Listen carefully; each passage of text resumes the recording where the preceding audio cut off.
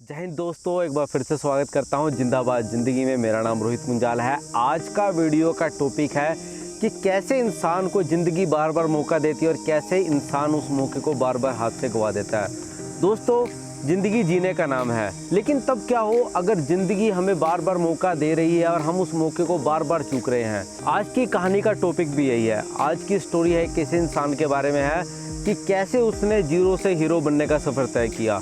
दोस्तों, इससे पहले मैं चाहूँगा अगर चैनल सब्सक्राइब नहीं किया तो चैनल जरूर सब्सक्राइब कर लें। अगर वीडियो अच्छा लगता है तो लाइक वाला बटन भी जरूर दबाएं। तो चलिए हम शुरुआत करते हैं आज की स्टोरी की। एक बार एक इंसान जो ज़िंदगी में बहुत ज़्यादा हताश हो चुका था, निराश हो चुका था, काफ़ी प्रयास किए, ज़िंदगी में बार बार फेल हुआ और इतने बुरे तरीके से फेल हुआ कि उसे भीख तक मांगनी पड़ गई और अपनी ज़िंदगी का गुजारा एक भिखारी की तरह करने लगा। एक रेलवे स्टेशन पर बैठ जाता, सुबह से शाम तक जो लोग भी ट्रेन से आते जाते जो यात्री थे, कभी 1 रुपया कभी 2 रुपया दे जाते, तो वो ज़िंदगी के अंदर भिखारी बन के रह गया। शायद उसे वही ज़िंदगी का सबसे आसान रास्ता लगा कि चलो लोग आ रहे हैं, भीख दे के जा रहे हैं, उससे खाना पीना खा लिया, वही स्टेशन पर सो जाना, और ज़िंदगी बिल्कुल जीरो हो चुकी थी। ऐसी स्थिति में वो इंसान करता भी तो क्या करता।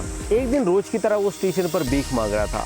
एक व्यापारी वहाँ से गुजर रहा था। उसने उसके आगे हाथ फैलाया कि सर प्लीज़ कुछ दे दो। जैसे उसने उसके आगे हाथ फैलाया कि मुझे कुछ दे दो, तभी उस व्यापारी ने कहा कि सॉरी, मैं एक व्यापारी हूँ, अगर तुम मुझे बदले में कुछ दोगे तभी मैं तुम्हें कुछ दूंगा। इतना सुनने के बाद उसने बोला कि भाई साहब मैं आपको क्या दे सकता हूँ। आज व्यापारी ने बोला ठीक है, अगर तुम मुझे कुछ नहीं दे सकते तो भाई अगली बार सही।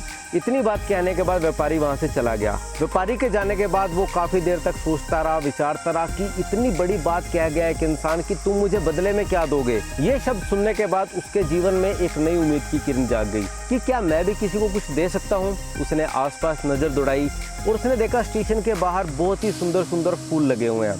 रेलवे स्टेशन से बाहर निकला, उन फूलों की तरफ देखने लगा। देखने के बाद उसने सोचा कि क्यों ना मैं ये फूल बेचना शुरू कर दूं। जैसे उसने सोचा क्यों ना मैं फूल बेचना शुरू कर दूं, ठीक वैसे ही किया। उसने वहाँ से फूल तोड़े। फूल तोड़ने के बाद रेलवे स्टेशन के बाहर आके खड़ा हो गया। आने जाने वाले हर आदमी को वो फूल देता। लोग उसके बदले में उसे 1 रुपया 2 रुपया कुछ ना कुछ देने लगे। धीरे धीरे उसका काम ग्रो हुआ। वो फूल तोड़ता, फूल तोड़कर बेचने लगा, अपना गुजर बसर कर रहा था। और एक बार फिर से वही व्यापारी जिसने उससे बोला कि बदले में तुम मुझे कुछ दोगे तभी मैं तुम्हें दूंगा, रेलवे स्टेशन पर फिर से ट्रेन पकड़ने के लिए उसी प्लेटफॉर्म पर खड़ा था। और वो दौड़ता हुआ दूर से गया, उस व्यापारी को पहचान लिया और बोला साहब मुझे पहचाना क्या? कि साहब मैं वही शख्स हूँ जिससे आपने कहा था कि अगर तुम मुझे बदले में कुछ दोगे तभी मैं बदले में तुम्हें भी कुछ दूंगा। आज वही दिन था सर, लीजिए मैं आपके लिए फूल लेकर आया हूँ। जैसे उसने कहा मैं आपके लिए फूल लेकर आया हूँ, उसने उसके हाथ में फूल थमाया और उस व्यापारी ने अपनी जेब में से 2 रुपये निकाल कर उसे दे दिए और बोला शाबाश, अब तुम एक व्यापारी बन गए हो और आज से तुम्हारा एक नया जीवन शुरू हो रहा है। इतनी बात कहने के बाद व्यापारी की ट्रेन आई। उसने अलविदा कहा और चला गया। अब की बार व्यापारी ने उसे जब कहा कि अब तुम एक व्यापारी बन गए हो, उसके जीवन में एक और लहर उठी। उसने मन ही मन में सोचा अरे वाह, अब मैं व्यापारी बन गया हूँ। दोस्तों, वो व्यापारी उसके जीवन में मौके की तरह आया था। जैसे प्रभु कभी खुद नहीं आते, वाहेगुरु, ईश्वर, गॉड, अल्लाह, जिसे भी आप मानते हैं, एक रिसोर्स आपके जीवन में जरूर भेजते हैं। इसी तरह उम्मीद की किरण उसके जीवन में भी आई थी। उसने जो भी रोज रुपए पैसे इकट्ठे होते थे उससे ज़्यादा फूल खरीदने शुरू किए और धीरे धीरे करते करते एक बहुत बड़ा व्यापारी बन गया। एक दिन उसी रेलवे स्टेशन पर 2 लोग जेंटलमैन की तरह कोट पैंट पहने हुए दोबारा से मिले। मिलने के बाद हाथ मिलाया और बोला कि आपने मुझे पहचाना क्या साहब?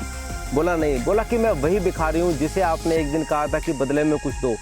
फिर आपने उसे कहा कि आप व्यापारी बन चुके हैं।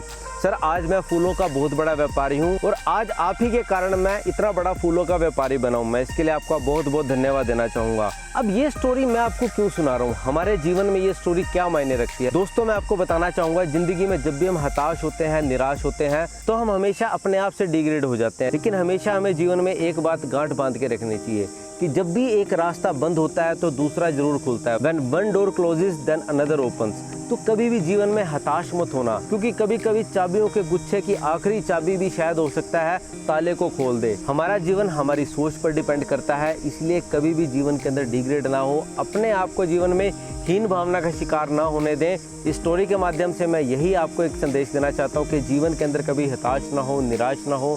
दोस्तों, जिंदा रहें, जिंदाबाद रहें। जय हिंद, जय भारत।